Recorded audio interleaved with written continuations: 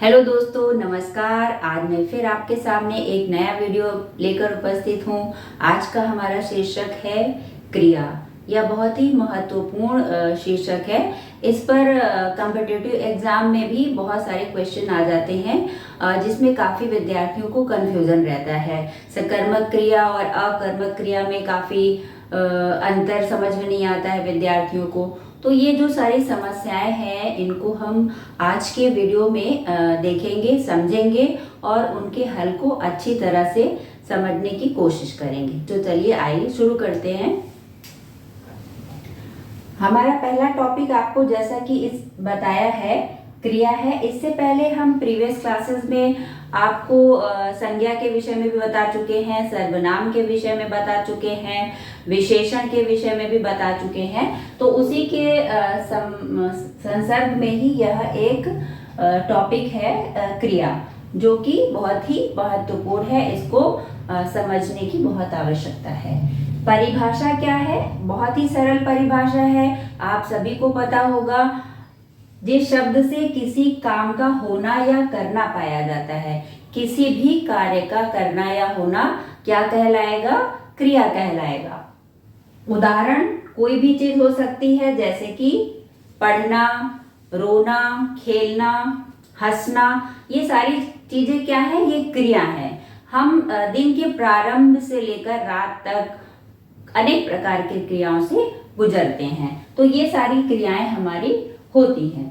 अब ये क्रियाएं जैसे कि हम यहाँ पर लिख रहे हैं, जैसे दौड़ना क्या है? ये भी एक क्रिया है। खेलना ये भी क्या है? एक क्रिया है। लिखना, जैसा कि मैं लिख रही हूं, तो ये भी क्या है? एक क्रिया ही है। बोलना ये भी एक क्रिया है।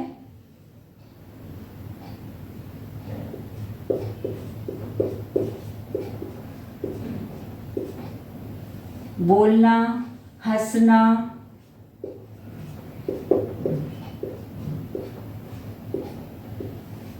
आदि। तो इस तरह से बहुत सारे शब्द हो सकते हैं जो कि क्रिया के अंतर्गत आते हैं।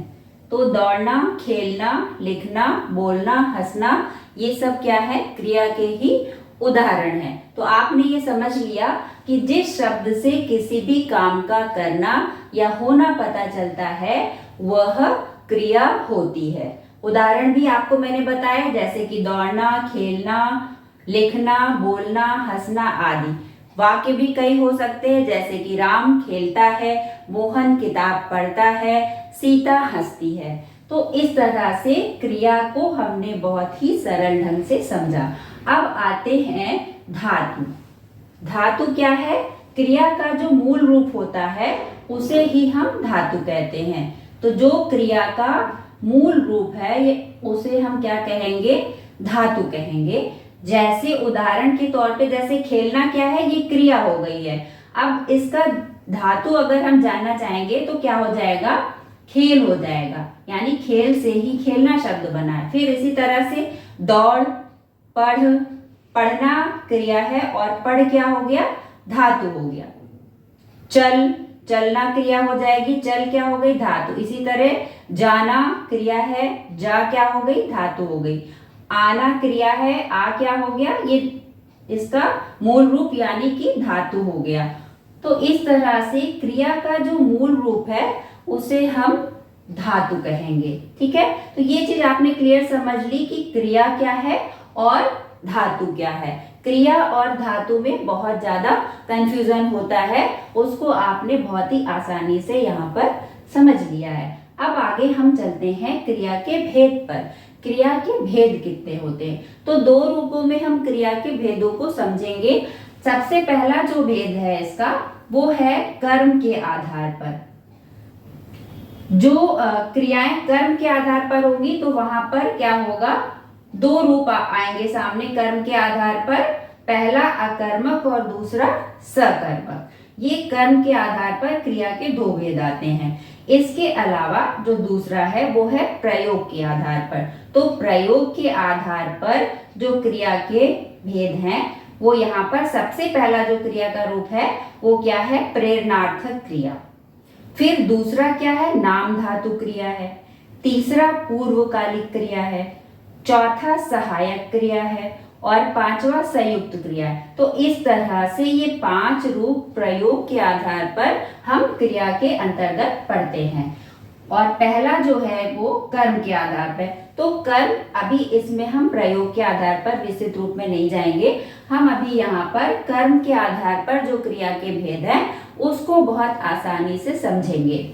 सबसे पहला जो भेद है वो है अकर्मक क्रिया। जैसा कि शब्द से ही स्पष्ट है, यहाँ पे आ लगा हुआ है, यानी कि जिसमें कर्म ना हो। ऐसी क्रिया जिसमें कर्म ना हो उसे हम क्या कहेंगे, अकर्मक क्रिया कहेंगे।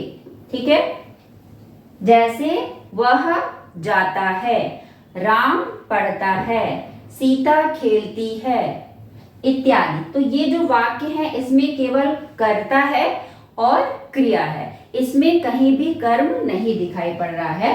तो ये क्या कहलाएगा, अकर्मक क्रिया कहलाएगा। ठीक है, और दूसरा है सकर्मक क्रिया। यहाँ पर देखिए मैंने स्पष्ट रूप से लिखा भी है कि वे क्रियाएं जिनमें कर्म की आवश्यकता नहीं होती है।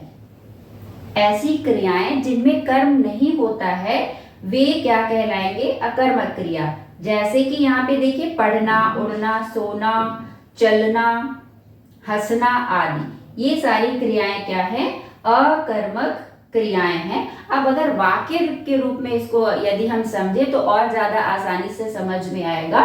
वो पहला वाक्य मैंने यहाँ पे लिखा हुआ है, अन्य वाक्य भी हो सकते हैं। जैसे वह पढ़ता है, तो अब आप देखिए इस वाक्य में वह आया हुआ है। ठीक है, ये वह कर्ता हो गया और पढ़ता क्या हो गया, क्रिया हो गई। पढ़ता है क्या हो गया, क्रिया हो गया। लेकिन कहीं पर भी आपको यहाँ पर कर्म नहीं दिखाई पड़ रहा है और ना ही कोई क्वेश्चन उठ रहा है कि क्या पढ़ता है, कौन पढ़ता है। तो ये सारी चीजें यहाँ पर स्पष्ट है कि क्रिया के साथ कर्म नहीं है। वह है, कर्ता है और क्रिया है, कर्म नहीं है, इसलिए ये वाक्य क्या हो जाएगा, अकर्मक क्रिया के अंतर्गत आएगा। दूसरा आप देखिए सकर्मक, जैसा कि कर्म से लिखा हुआ है यहाँ पे सकर्मक माने कर्म के साथ। तो जो ऐसे वाक्य या ऐसी क्रियाएं जिनमें कर्म होता है वे कहलाएंगी सकर्मक क्रिया। ठीक है, अब उदाहरण के तौर पे कुछ शब्द लिखे हुए मैंने यहाँ पे, जैसे पढ़ना लिखा हुआ है, लिखना है, खाना, धोना आदि। तो ये सारे शब्द हैं, ये सकर्मक क्रिया के अंतर्गत आते हैं। अब सकर्मक यानी क्रिया के साथ कर्म भी दिया हो, ऐसे वाक्यों को हम सकर्मक क्रिया कहेंगे। उदाहरण देखिए, जैसे कि वह किताब पढ़ता है। अब यहाँ पर कर्ता भी दिया हुआ है, क्रिया भी दी हुई है और साथ में क्या दिया हुआ है, कर्म भी दिया हुआ है। क्या पढ़ता है, किताब पढ़ता है। तो वह किताब पढ़ता है, तो किताब यहाँ पर कर्म हो गया है, वह कर्ता हो गया है और पढ़ता है क्रिया हो गई है। तो क्रिया के साथ यहाँ पर कर्म है, इसलिए हम इसे सकर्मक क्रिया में पढ़ेंगे। अब आते हैं सकर्मक क्रिया में भी 2 रूप सामने आते हैं। पहला रूप होता है एक कर्मक क्रिया, यानी जिसमें ऐसी क्रिया जिसमें एक कर्म हो। दूसरा है द्विकर्मक क्रिया, यानी क्रिया के साथ 2 कर्म हो, वहां पर द्विकर्मक क्रिया होगी। अब जैसे देखिए यहाँ पर वाक्य लिखा है मैंने, राम स्कूल जाता है। ठीक है, अब राम जाता है, कहाँ जाता है, स्कूल जाता है। तो स्कूल क्या हो गया, एक कर्म यहाँ पे दिया गया है, तो ये एक कर्मक क्रिया कहलाएगा। अब दूसरा है माँ ने राम को सेब खिलाया। इस वाक्य को ध्यान से देखिए, इसमें 2 कर्म दिए गए हैं। किसको खिलाया है, राम को खिलाया है, तो एक कर्म ये हो गया। ठीक है, और दूसरा कर्म क्या खिलाया, तो सेब खिलाया। तो ये हो गया, सेब भी क्या हो गया आपका, एक कर्म ये हो गया। तो इसी तरह से अन्य वाक्य भी हो सकते हैं जिनमें क्रिया के साथ 2 कर्म होंगे, वह द्विकर्मक क्रिया के अंतर्गत आएगा। और जिसमें क्रिया के साथ एक कर्म होगा वह क्या कहलाएगा, एक कर्मक क्रिया कहलाएगा। तो मुख्य रूप से हमने क्या समझा है कि क्रिया किसे कहते हैं, जो कि बहुत ही सरल है, इसको बहुत आसानी से हम समझ सकते हैं। जिस शब्द से किसी काम का करना या होना पता चले उसे हम क्या कहेंगे, क्रिया कहेंगे। उदाहरण जैसे कि दौड़ना, खेलना, लिखना, बोलना, हंसना आदि। अब क्रिया के साथ धातु का भी संबंध होता है, क्योंकि मूल रूप जो होता है क्रिया का वह धातु से ही आता है। तो क्रिया का मूल रूप जो क्या है वो है धातु है। जैसे खेलना शब्द यहाँ पर है क्रिया है, और खेल क्या हो गया, यह मूल धातु हो गई इसकी। पढ़ना का पढ़ मूल धातु हो गई, दौड़ना का दौड़ मूल धातु हो गई। तो इस तरह से चल दिया है, आ दिया है, ज दिया है, तो ये सब क्या है, मूल रूप है क्रिया के, इसलिए ये धातु कहलाएंगे। तो अगर प्रश्न आएगा कि धातु और क्रिया में क्या अंतर है, इस पर कई प्रश्न आ सकते हैं, तो वो आप समझ गए हैं, इसमें कोई आपको डाउट नहीं होना चाहिए। दूसरा है क्रिया के भेद, ये भी बहुत सिंपल है। कर्म के आधार पर है, दूसरा प्रयोग के आधार पे है। कर्म के आधार पे दो भेद हैं, अकर्मक और सकर्मक, ठीक है। और प्रयोग के आधार पर 5 भेद हैं, प्रेरणार्थक पहला, फिर दूसरा नाम धातु क्रिया, तीसरा पूर्वकालिक क्रिया, चौथा सहायक क्रिया और पांचवा संयुक्त क्रिया। तो ये प्रयोग के आधार पर सारे 5 भेद इसमें दिए गए हैं। कर्म के आधार पर सकर्मक अकर्मक 2 क्रियाएं हैं, तो यहाँ पर ये अकर्मक है और सकर्मक है, जैसा कि शब्द से ही स्पष्ट है।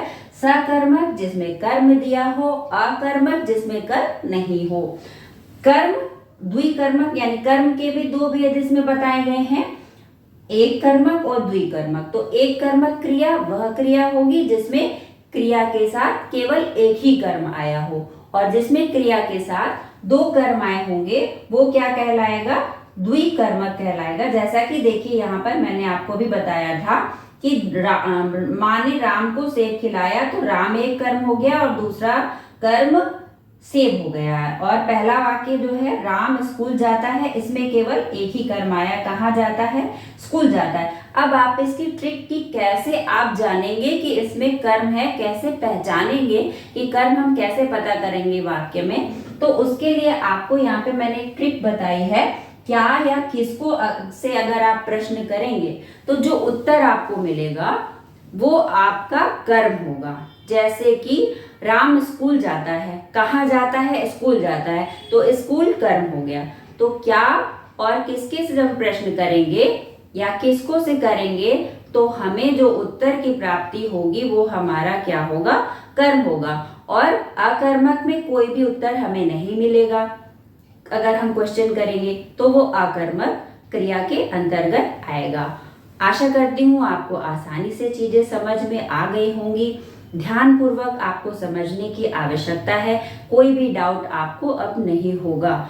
तो आप इसी तरह से अच्छी तरह से चीजों को ध्यान पूर्वक समझिए और अपने सारे डाउट्स क्लियर करिए। नेक्स्ट वीडियो में हम फिर एक नए टॉपिक के साथ उपस्थित रहेंगे, और नेक्स्ट वीडियो में क्या पढ़ेंगे, हम प्रयोग के आधार पर जो क्रिया के भेद हैं इसको बहुत ही विस्तृत रूप में हम पढ़ेंगे। तब तक के लिए धन्यवाद।